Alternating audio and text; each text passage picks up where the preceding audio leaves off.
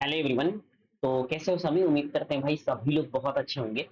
आज के क्लास में हमारा ये है कि आरआरबी एनटीपीसी अंडर ग्रेजुएट का हाल फिलहाल में एग्जाम हुआ था, तो उसके जितने भी पेपर थे, टोटल 32 शिफ्ट में ये पेपर हुए थे। सारे पेपर को हम धीरे धीरे डिस्कस करेंगे, और ये जो भी बच्चे स्पेशल रेलवे का तैयारी कर रहे हो, इस चैनल से जुड़ जाओ, क्योंकि रेलवे एग्जाम के लिए यहाँ पर मैथ्स आपको पढ़ाया जाएगा, ठीक है।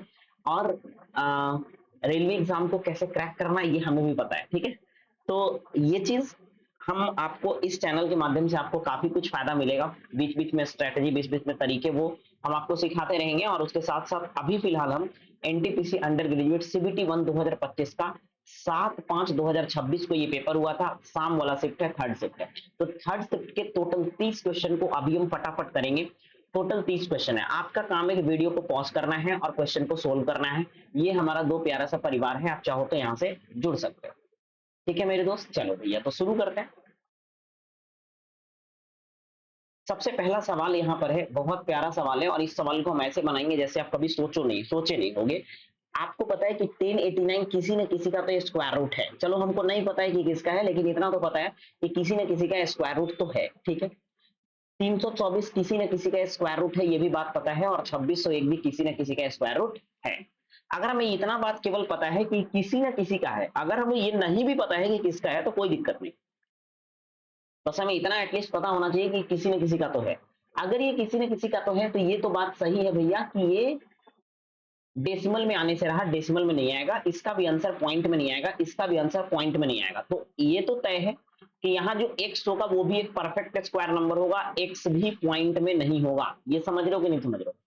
तो ऑप्शन में से ऐसा कौन सा ऑप्शन है जिसका पूरा पूरा स्क्वायर रूट निकल सकता है, वही आंसर होगा। तो ये नहीं होगा, ये नहीं होगा, ये नहीं होगा। Option C is the correct answer, 1225, जिसका हम पूरा पूरा स्क्वायर रूट निकाल सकते हैं।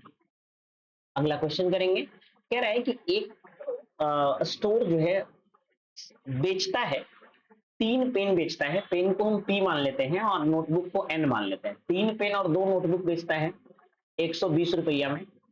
2 पेन और 4 नोटबुक बेचता है मेरे भाई 140 रुपया में। सवाल ये कह रहे हैं कि एक नोटबुक का कीमत कितना है। एक नोटबुक का मतलब है हमें एन का वैल्यू निकालना है। एन का वैल्यू निकालने के लिए पी को हटाना पड़ेगा। पी को हटाने के लिए इसके 2 से यहां गुना कर दो, और इस वाले पी के बगल में 3 है तो उससे यहां गुना कर दो। अब तुम्हें कुछ नहीं करना, अब बहुत आसान से हम साइन चेंज करके इसको घटा देंगे तो ये कट जाएगा। तो ये से ये कट गया। ये 4 2 दूना 4 हो जाएगा, और 4 से 12, तो यहाँ घटाने पे माइनस का 8n आ रहा है। यहाँ 240 बन रहा है, यहाँ 420 बन रहा है। माइनस का घटाने पे माइनस का 180 आ रहा है। जब आप 8 से कटोगे ये 22.5 आएगा। Option D is the correct answer, यानी एक नोटबुक का जो कीमत है वो 22.5 रुपया। टोटल हमें 30 क्वेश्चन कर रहे हैं, हम उसी स्पीड से उसी तरीके से करेंगे जैसे कि आपको एग्जाम में कराया जाता है, एग्जाम में आपको करना होता है, ठीक है। कह रहे हैं कि एक वस्तु है जिसका मार्क प्राइस हमें नहीं पता। अगर उस मार्क प्राइस पे 16 2/3% और 20% का डिस्काउंट देने के बाद भी अगर दुकानदार को 11 1/9% का प्रॉफिट हो जाता है, तो कह रहा है कि मार्क प्राइस कितना है, और सीपी दे रखा है 1800। मेरे दोस्त, मार्क प्राइस मान लो 100 रुपया है। 16 2/3% का मतलब होता है 16 2/3% का मतलब होता है मेरे भाई 1/6। कितना होता है? 1/6। जब आप 100 रुपए पर 1/6 का डिस्काउंट दोगे तो सामान बेचोगे 5/6 में। जब आप 100 रुपए पर 20% यानी 1/5 का डिस्काउंट दोगे तो सामान बेचोगे 80% यानी 4/5 में। ठीक है। ऐसा करने से आपको मिलेगा कितना? ये 1800 रुपया का हमारा यहाँ पर वो है, क्या बोलते हैं, कॉस्ट प्राइस है। ये करने के बाद क्या आता है सर? सेलिंग प्राइस आता है, ठीक है ना। 1800 रुपया क्या है? कॉस्ट प्राइस है।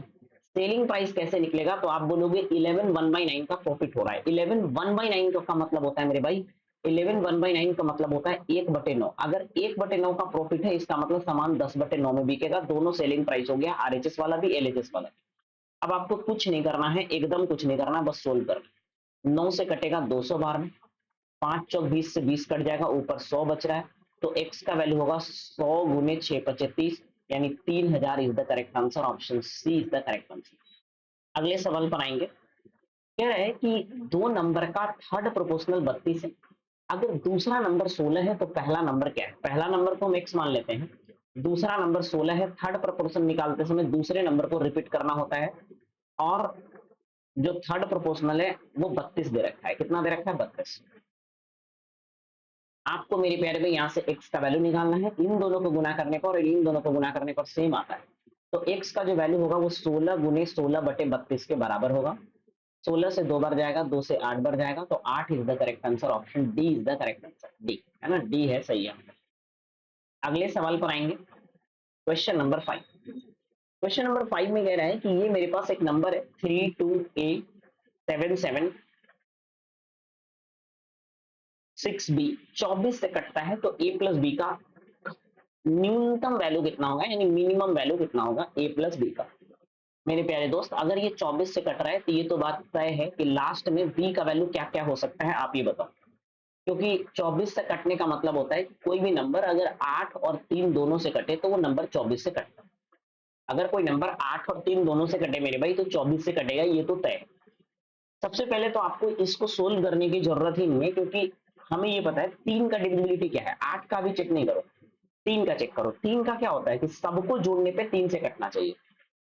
सारे अंक को पहले जोड़ो, 3 और 2 5, 5 और 7 12, 12 और 7 19, 19 और 6 25, 25 में a प्लस बी जोड़ना है। अब a प्लस बी का वैल्यू चाहे जो भी होगा, इतना तो तय है कि जोड़ने के बाद 3 से कटना चाहिए, यानी 3 के पहाड़ा में आना चाहिए। अगर हम a प्लस बी की जगह पे 5 रख देते हैं तो 3 के टेबल में आएगा 25 5 30। यस सर, बिल्कुल आएगा। तो ऑप्शन डी आंसर हो सकता है, हो सकता है।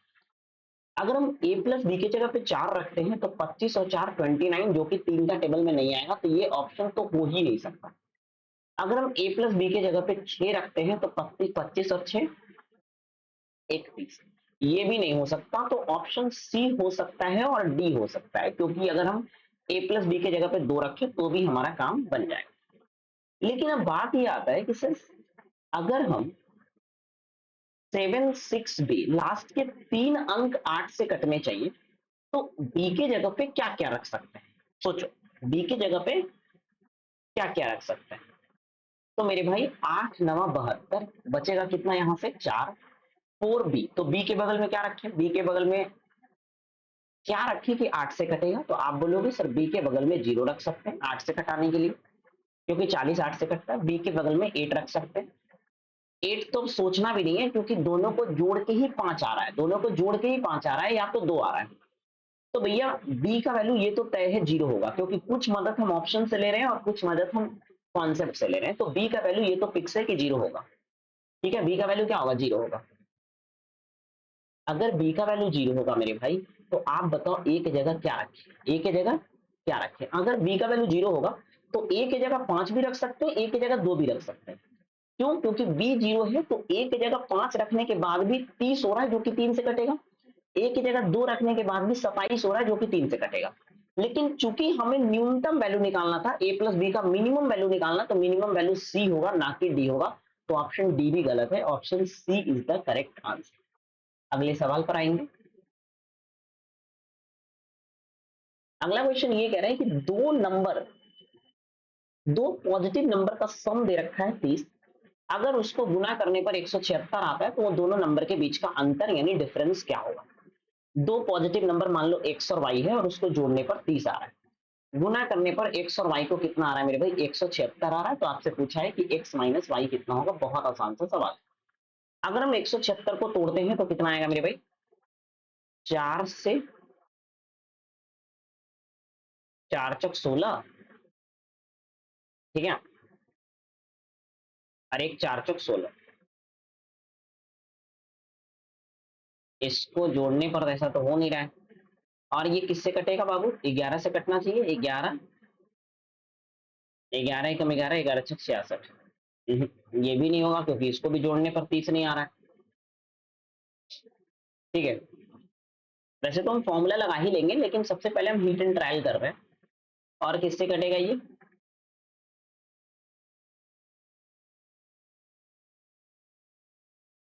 चलो फॉर्मूला ही लगा लेते हैं। फॉर्मूला होता है x प्लस वाई का whole square, X minus Y is equal to होता है मेरे भाई x प्लस वाई का होल स्क्वायर माइनस का 4xy, माइनस का 4xy, बस कुछ नहीं करना। x प्लस वाई का होल स्क्वायर 30 का स्क्वायर 900, माइनस का 4xy, xy का मतलब हो जाएगा 176। तो ये कितना होगा मेरे प्यारे भाई, आप बोलोगे 900 माइनस 4 छक 24 की 4 बाकी 2, 4 7 28 और 2 30 की 0 बाकी 3, 4 और 3 7। तो 10 में से 4 जाएगा 6। उसके बाद क्या होगा, 9 में से 9, 8 में से आ जाएगा 1। 196 का रूट कितना होता है, 14। तो option B is the correct answer. आते हैं नेक्स्ट क्वेश्चन पर। अब यहाँ पे हीट एंड ट्रायल से क्या आप सोच सकते हो कि एक्स का वैल्यू क्या रखना चाहिए। हमें लगता है कि एक्स का वैल्यू हम 30 रख के चेक करते हैं ना। 30 रखने पे क्या ये सेटिस्फाइड हो रहा है क्या, 2 इंटू कॉस 30 का मतलब होता है √3/2। अगर हम √3/2 का स्क्वायर करें तो 3/4 हो जाएगा, माइनस का 1। तो ये 2 से कट जाएगा, 3/2 डेढ़, डेढ़ में से एक जाएगा आधा, यानी सही है। तो यार ये तो तय है कि थीटा या फिर एक्स का जो वैल्यू है वो 30 डिग्री है। कितना है, 30 डिग्री। जब ये 30 डिग्री है तो सेक 60 का वैल्यू कितना होगा, सेक 60 का वैल्यू तो 2 हो जाएगा। फिर कॉस 30, कोसेक 30 भी 2 हो जाएगा। और कॉट 30 कितना हो जाएगा मेरे भाई, कॉट 30 हो जाएगा √3, और √3 का स्क्वायर 3 हो जाएगा। तो 3 2 5 2 7, option D is the correct answer. देख रहे हो कैसे बन रहा है, इसी तरह से सोल्व करो। ये एक नया सवाल है जो रेलवे में पूछा जा रहा है, ठीक है ना। तो इस सवाल को करते हैं। कह रहा है ए shopkeeper offers the following schemes on toys of the same mark price. और ये एक ऐसा नया सवाल है ना जो अब लगता है हमें कि बाकी के आगे रेलवे के एग्जाम में भी पूछा जाएगा। तो ये सवाल हर बच्चे को करना जरूरी है ना। तो इसको ध्यान से देखना है। चलो, एक शॉपकीपर जो है वो offers the following scheme on toys of the same mark price. कह रहा है कि एक शॉपकीपर जो है वो एक ही मार्क प्राइस वाले सेम खिलौने को अलग अलग डिस्काउंट पे बेचता है, ठीक है। एक बार क्या करता है, पहला केस ये दे रखा है मेरे भाई कि शॉपकीपर जो है वो 39% और 3% का डिस्काउंट देता है। दूसरा केस है कि शॉपकीपर 36%, 13%, 8% का डिस्काउंट देता है। तीसरा केस है कि शॉपकीपर 18% डिस्काउंट देता है शुरू के 2 खिलौने पर, और 41% डिस्काउंट देता है बचे हुए बाकी के खिलौनों पर, ठीक है। 5 टॉय खरीदने पर 5 टॉय फ्री मिलता है 7 वो खिलौना खरीदने पर। एक कस्टमर 7 वो खिलौना खरीदना चाहता है तो उसे सबसे कम फायदा कहां होगा। कस्टमर को मिनिमम बेनिफिट तब होगा, minimum benefit, minimum profit, minimum फायदा तब होगा मेरे भाई जब उसे मिनिमम डिस्काउंट मिलेगा। जैसे मान लो आप कस्टमर हो, आप किसी सामान को खरीदने गए, आपको सबसे कम फायदा तब होगा जब आपको सबसे कम डिस्काउंट मिलेगा। आपको जितना ज्यादा डिस्काउंट मिलेगा आपको उतना ही ज्यादा फायदा होगा, लेकिन अगर आपको सबसे कम डिस्काउंट मिलेगा तो आपको सबसे कम फायदा होगा। तो आपको यही पूछा है कि मिनिमम बेनिफिट कहां होगा। तो हमें कुछ नहीं करना, हमें बस ये देखना है कि मिनिमम डिस्काउंट कहां मिल रहा है, मिनिमम डिस्काउंट कहां मिल रहा है। तो आप सोचो अगर हम डी ऑप्शन को चेक करें मेरे भाई। अच्छा, ये तो तय है, जरा सा समझना, थोड़ा सा ना इसमें दिमाग लगाना पड़ेगा, अगर आप बिना दिमाग का करते हो तो नहीं होगा। सेकेंड ऑप्शन तो होने से रहा क्योंकि यहाँ भर भर के डिस्काउंट दिया है, तो ये तो नहीं होगा। इसमें तो बहुत ज्यादा डिस्काउंट है, 36% भी डिस्काउंट है, फिर 13% का डिस्काउंट है, फिर 8% का डिस्काउंट है। तो बी ऑप्शन तो होगा नहीं, बी तो होगा नहीं, बात तो सही है, ठीक है। फिर कह रहा है यहाँ पर अगर हम डी को चेक करें, डी में कह रहा है कि 5 खिलौना खरीदना है, 5 वो फ्री में देता है 7 वो खरीदने पर। तो अगर 5 को फ्री में दे रहा है 7 को खरीदने पर, यानी टोटल बंदा का 12 खिलौने गायब हो रहा है दुकानदार का, और उसमें से 5 वो फ्री है। तो 5/12 का यहाँ पर डिस्काउंट है। 1/12 होता है 8.5%, तो 5/12 हो जाएगा 8×5 = 40, यानी 42.5%, 42.5%। यहाँ डिस्काउंट हो रहा है 42.5% का, ठीक है। अच्छा, ऑप्शन ए में अगर हम देखें तो ये तो तय है कि 39 और 3 42 ऐसे ही हो जा रहा है। तो सक्सेसिव डिस्काउंट जो है यहाँ पर, ये भी मतलब डिस्काउंट लगभग 42 के आसपास है। हम अभी इसको अंडर कंसिडरेशन रखते हैं, ए भी हो सकता है, डी भी हो सकता है।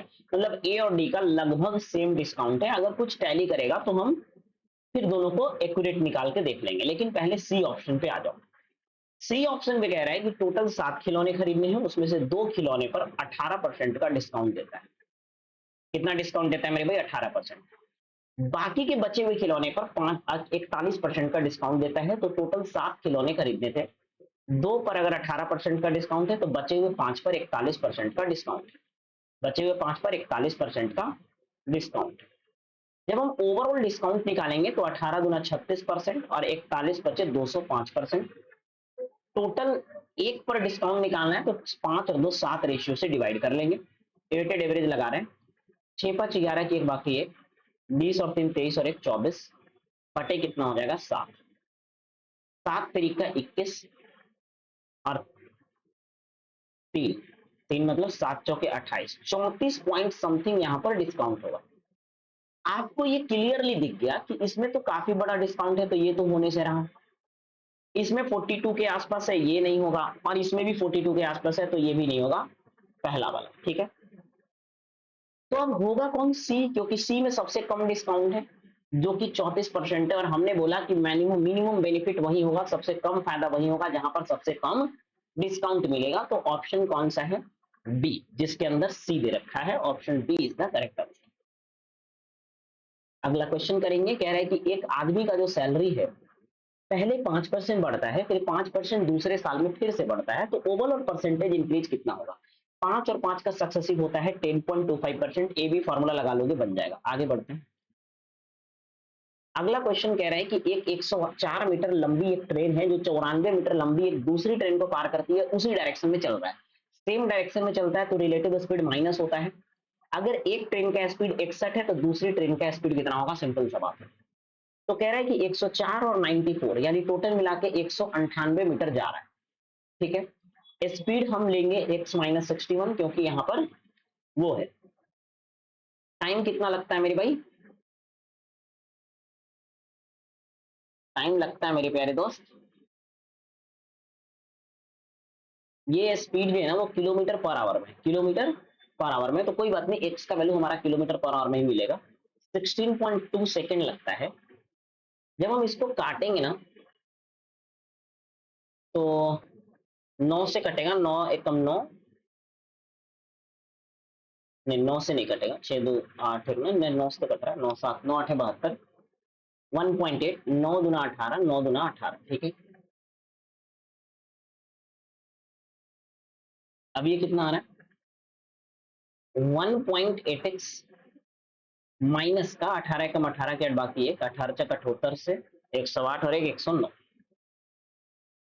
109 इज इक्वल टू 22।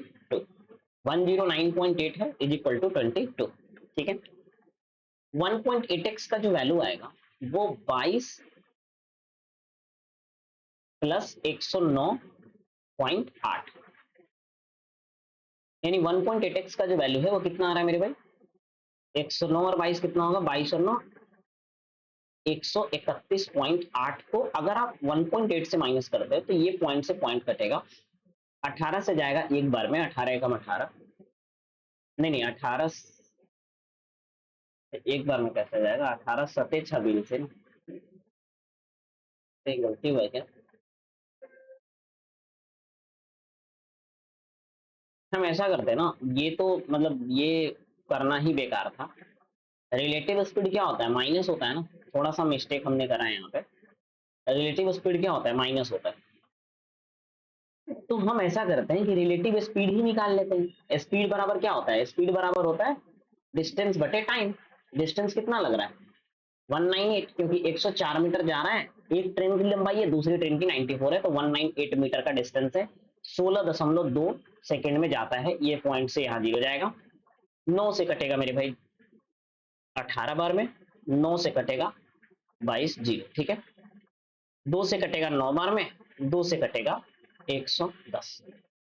110 बटे 9 जो है ये मीटर पर सेकंड में है, क्योंकि ऊपर मीटर था नीचे सेकंड था। मीटर पर सेकंड के को किलोमीटर पर घंटे में लाने के लिए 18 बटे 5 से गुना करेंगे। 9 से कटेगा 2 बार, 5 से कटेगा 22, तो 22 गुना कितना हो जाएगा? 44। रिलेटिव स्पीड 44 है, यानी x माइनस 61 का वैल्यू 44 है। तो क्या आप बता सकते हो x का वैल्यू कितना है? 44 प्लस 61, यानी 4 1 5 6 4 10, 105 kilometre per hour. Option A is the correct answer. अगले सवाल पर आएंगे, लेकिन उससे पहले वीडियो को पॉज करो और आप बनाओ, हम थोड़ा साउंड देख लेते हैं। साउंड सही है, सब चीज ठीक है, बैटरी चार्ज है कि नहीं है, ब्लूटूथ का 30% हो गया बैटरी भाई साहब। ठीक है, चल तो रहा है ना, साउंड का क्या है, ठीक है, सब चीज ठीक है, लेकिन फिर भी उसके बावजूद भी हमें पानी तो पीना ही पड़ेगा। ठीक है, अगला क्वेश्चन ये कह रहा है कि एक बंदा जो है ने 20 क्वेश्चन पे पानी पिएंगे। Ravi spend 70% of his income in his income. Ravi जो है वो अपनी इनकम का 70% खर्च करता है।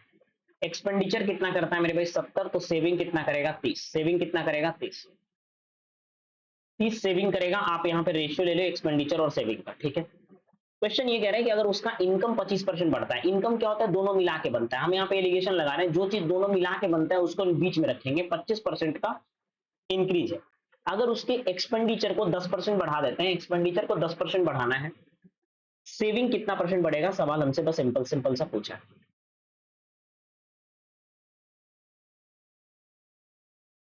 यहां पर हम बोले कि 10 और 25, यहां पर 15 आ रहा है, ठीक है। तो 3 का मान कितना है मेरे भाई 15, 5 गुना। तो यहां भी आपको 5 गुना निकालना है, 7 का मान 5 गुना 35%। अब ध्यान से सोचो, ये वाला जो है वो बीच वाला से कम है, तो ये वाला बीच वाला से बिल्कुल ज्यादा होगा। तो 25 और 20 कितना हो जाएगा, 25 और 35, 35 अब 5 40 और 20, 60% का यहाँ पर सेविंग में इंक्रीजमेंट आएगा। तो 60%, option A is the correct answer. अगला क्वेश्चन कह रहा है कि द फोर्थ प्रोपोर्शनल क्या होगा, बहुत आसान है। फोर्थ प्रोपोर्शनल निकालने के लिए इन दोनों को गुना करो और पहला वाला से भाग दे दो। 4.8 को मल्टीप्लाई करेंगे 7.15 से और डिवाइड करना है 1.2 से। भाई हमें क्वेश्चन दिख नहीं रहा है इसलिए मैं ऐसे कर रहा हूँ। 7 चौके 28 और 15 चौके 60, तो 28.6 खत्म। ये सब कैलकुलेशन तुम्हें सीखना है। Given the set of data, कह रहा है मीडियन क्या होगा। मीडियन निकालने के लिए टोटल आपको ये देखना है कितने नंबर है, 1 2 3 4 5 6। जब n इवन होता है तो मीडियन बराबर फॉर्मूला होता है, n क्या है 6 है यानी इवन नंबर। तो मीडियन इज इक्वल टू होता है n/2 th term plus n/2 plus 1 th term बटे 2, बटे क्या करेंगे 2। तो भैया n/2 मतलब तीसरा टर्म। तीसरा टर्म तब बताना है जब असेंडिंग डिसेंडिंग में अरेंज कर लेंगे। असेंडिंग में हम मान लेते हैं तो पहला ये आएगा, दूसरा ये आएगा, तीसरे नंबर पे सब नहीं नहीं दूसरे नंबर पे 17 आएगा, तीसरे नंबर पे 22 आएगा। तो ये हो गया 22 प्लस चौथे नंबर पे क्या होगा 6/2 प्लस 1, यानी चौथे नंबर पे क्या होगा 27 आएगा। 27 और बटे क्या करना है, तो 7 दूनो 2 2 4/2, यानी 49/2 का मतलब कितना हो जाएगा 24.5। Option D is the correct answer. अगला क्वेश्चन है कि अगर किसी का साइड 86 है तो टोटल सरफेस एरिया क्यूब का क्या होगा। क्यूब का टोटल सरफेस एरिया होता है 6 इंटू साइड का स्क्वायर, 6 इंटू साइड का स्क्वायर। तो 6 इंटू साइड का स्क्वायर यानी 86 का स्क्वायर। अब यहाँ पे आपको दिख रहा है सबका यूनिट डिजिट अलग अलग है, यहाँ 4 है, यहाँ 6 है, यहाँ 5 है, यहाँ 2 है। 6 का स्क्वायर 36, 6 हो जाएगा और 6 इंटू 6, तो 6 इंटू 6 6 हो जाएगा। तो यूनिट डिजिट 6 वाला होगा, option B is the correct answer. आगे बढ़ते हैं। कह रहा है एक क्वाड्रिलेटरल जिसका एक डायगोनल का लंबाई, एक क्वाड्रिलेटरल दे रखा है, मान लो मेरे पास एक क्वाड्रिलेटरल, ये क्या है सब क्वाड्रिलेटरल। इसके एक डायगोनल दिया हुआ है, कितना दिया हुआ है मेरे भाई 36 सेंटीमीटर। ये है मेरे भाई 36 सेंटीमीटर, बहुत प्यारा 36 सेंटीमीटर। अब क्या है कि and perpendicular from other to vertex, बाकी के दो वर्टेक्स से परपेंडिकुलर खींचा जा रहा है। तो एक परपेंडिकुलर का जो लेंथ है मेरे भाई वो है 20 और एक का 10 है। ये है 20 और एक का क्या है 10 है। तो कह रहे पूरे क्वाड्रिलेटरल का एरिया निकाल लो, बहुत आसान है। किसी भी क्वाड्रिलेटरल का एरिया को अगर हम ऐसे डिवाइड कर रहे हैं तो ये दो ट्रेंगल में बन रहा है, एक ट्रेंगल ये है, एक ट्रेंगल ये है। तो दोनों ट्रेंगल का एरिया निकालने के लिए 1/2 इंटू बेस इंटू हाइट कर देते हैं। 1/2 इंटू बेस 36 है, हाइट 10 है नीचे वाला के लिए। फिर 1/2 इंटू बेस 36 ही है लेकिन हाइट यहाँ पे 20 है। तो ये कितना होगा मेरे भाई 5 से कट जाएगा 180 और ये हो जाएगा 10 से कटेगा तो 360। तो 540 is the correct answer, option C is the correct answer. अगला क्वेश्चन ये कह रहे हैं कि during a sale 40% of the goods are sold at a profit of 10%।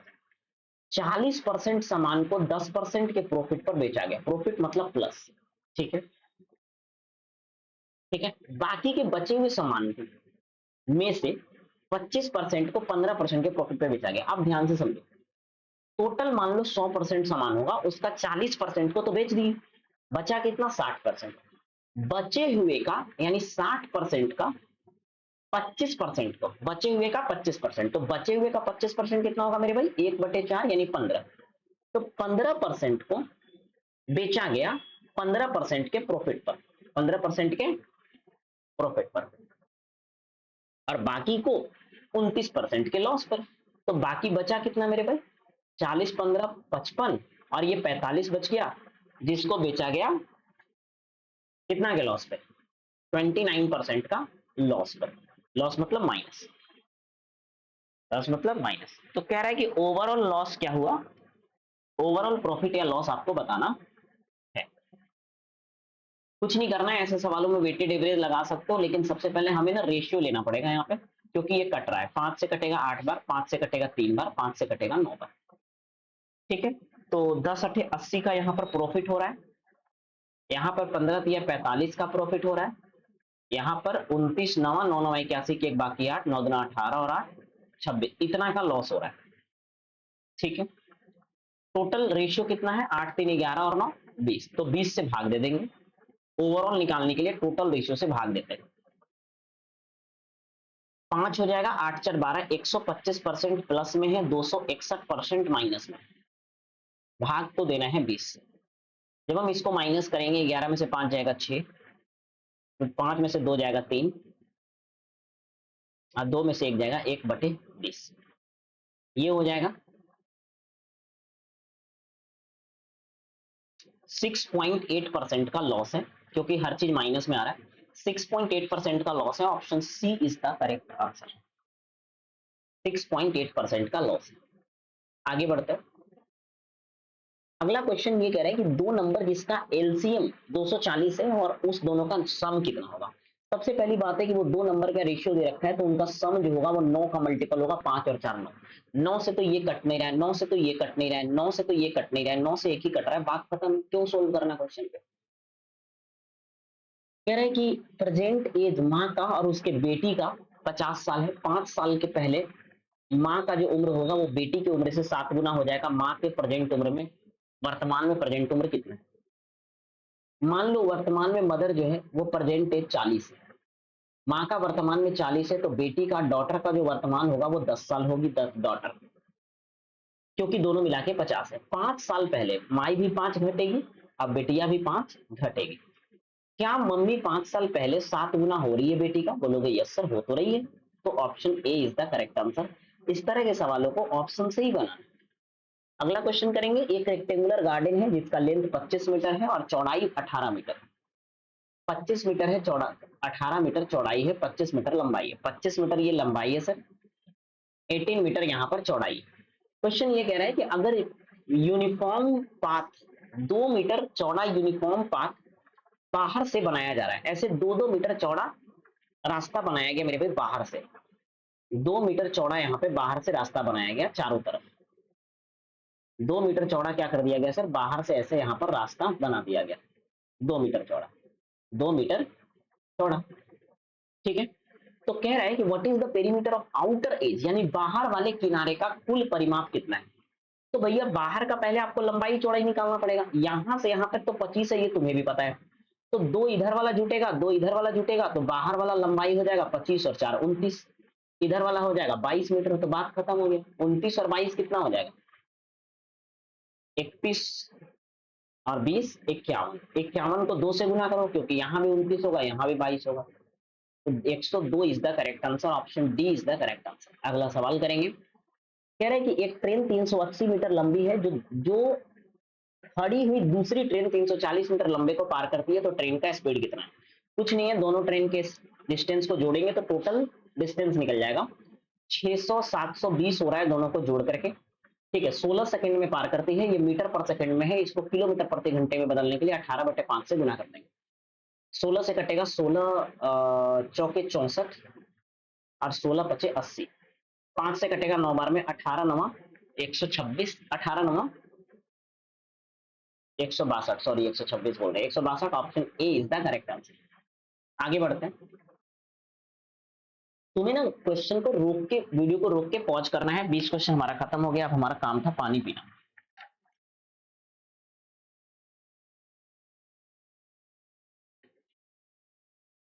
अब सीधे 30 क्वेश्चन खत्म करके, ठीक है। तो ये 15 गुना 30 हो जाएगा, 2 डेसिमल के बाद 0 आएगा तो 0.3 हो जाएगा, 0.3 से काटना है तो आंसर 1 आ गया। Option B is the correct answer.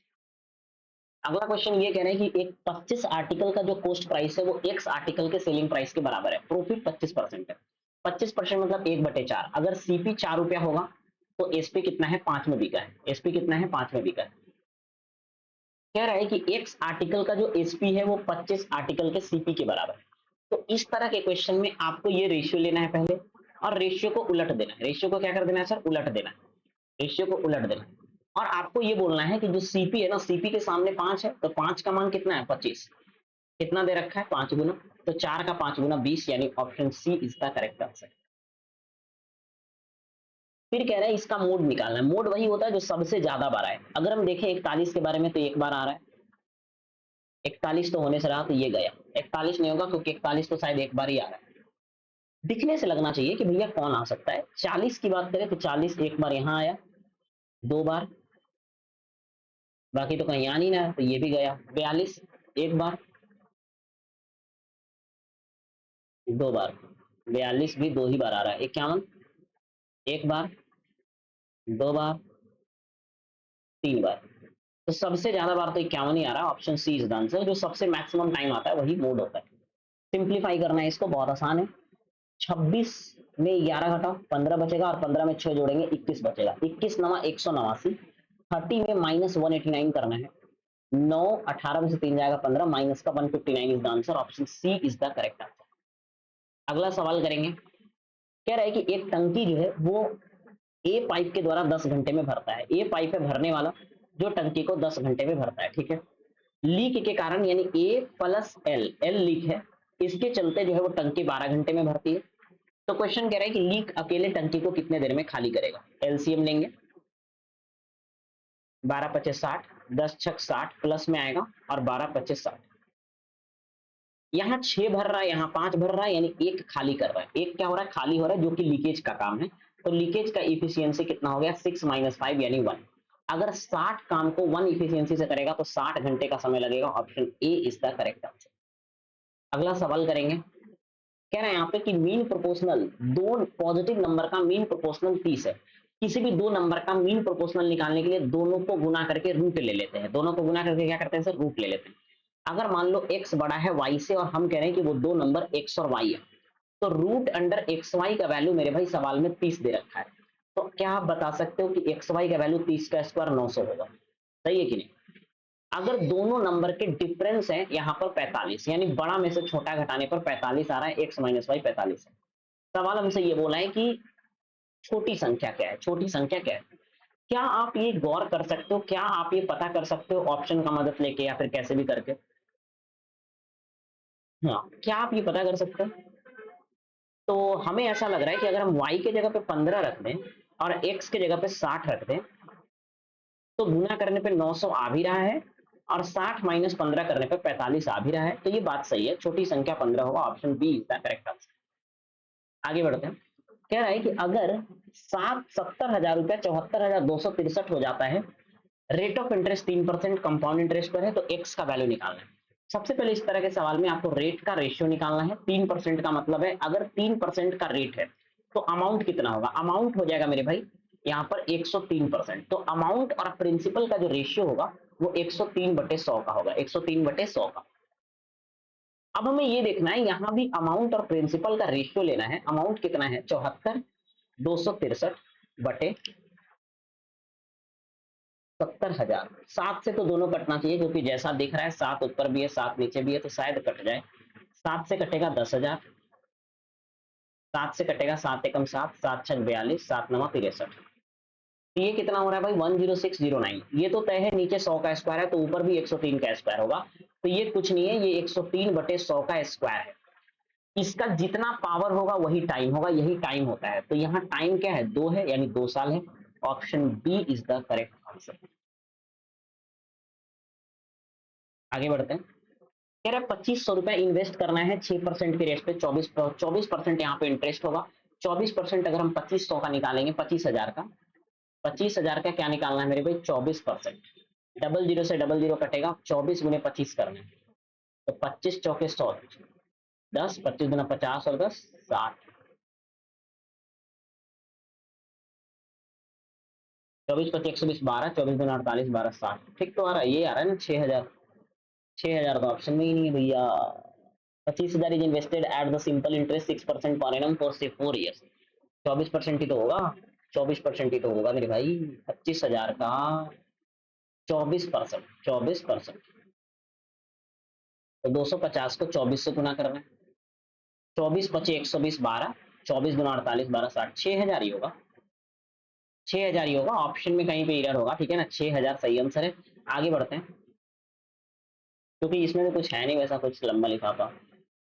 ए जो है वो किसी काम को 12 दिन में करता है, बी जो है वो 36 दिन में करता है। ए काम को मेरे भाई 12 दिन में करता है, बी मेरे भाई यहाँ पे 36 दिन में करता है। दोनों 4 दिन तक काम करते हैं, ए काम को छोड़ के चला जाता है। टोटल काम 36 है, 12 तिया 36, 36 से कम 36। अब कह रहा है कि दोनों 4 दिन तक काम करते हैं। अगर दोनों काम करेगा तो एक दिन में 4 काम करेगा, अगर 4 दिन तक करेगा तो 16 काम हो जाएगा। रिमेनिंग वर्क कितना बचेगा, 20। रिमेनिंग कितना काम बचेगा मेरे भाई, आप बोलोगे रिमेनिंग 20 काम बचेगा। इस 20 काम को बी कितने दिन में करेगा, तो 20 काम को बी करेगा 1 इफिशियंसी से, 20 दिन लगेगा। Option A is the correct option. आगे बढ़ते हैं, ए और बी जो है वो किसी भी नंबर इतना है, एलसीएम इतना है, तो एचसीएफ क्या होगा। जब ये नंबर दे रखा है तो इसका एलसीएम, या इसी को हम नंबर मान लेते हैं, इसका एलसीएम तो इसका प्रोडक्ट होगा। तो एलसीएम दे रखा है 6318, जबकि हमारे हिसाब से एलसीएम होगा 3 गुने 2 गुने 13। एचसीएफ क्या होगा इसका, क्योंकि ये को प्राइम नंबर है, कुछ भी इसमें कॉमन तो आ नहीं रहा है, तो एचसीएफ इसका 1 होगा, तो 1 से मल्टीप्लाई कर देंगे, बात खत्म है, सवाल को सोल्व हो गया है, कुछ नहीं करना है इसमें।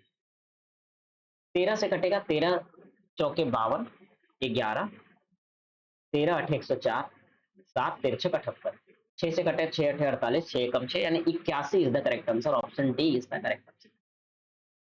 उम्मीद है मेरे भाई टोटल हमने 30 क्वेश्चन करा, जो कि 7/5/2026 का पूछा हुआ क्वेश्चन था, पेपर 4:30 से 6 के बीच का, ये थर्ड शिफ्ट का पेपर था। अगर आप जेन्युइन बंदा हो, रेलवे या फिर एसएससी का या फिर कोई भी कॉम्पिटेटिव एग्जाम जहां पे मैथ्स आता है और आप उसका तैयारी कर रहे हो, तो आप ये भी लेक्चर देख सकते हो और हमारे चैनल को सब्सक्राइब कर सकते हो, और करना भी चाहिए, क्योंकि तुम्हारा सब्सक्रिप्शन ही हमें मोटिवेट करता है मेरे भाई अगले वीडियो को लाने के लिए। तुम्हारा सब्सक्रिप्शन, तुम्हारा लाइक, तुम जो कमेंट करते हो वही हमें मोटिवेट करता है। तो थैंक यू, आज के लिए सब्सक्राइब जरूर कर देना, वीडियो को लाइक कर देना। फिर मिलेंगे अगली क्लास में, बाय बाय सभी को, थैंक यू।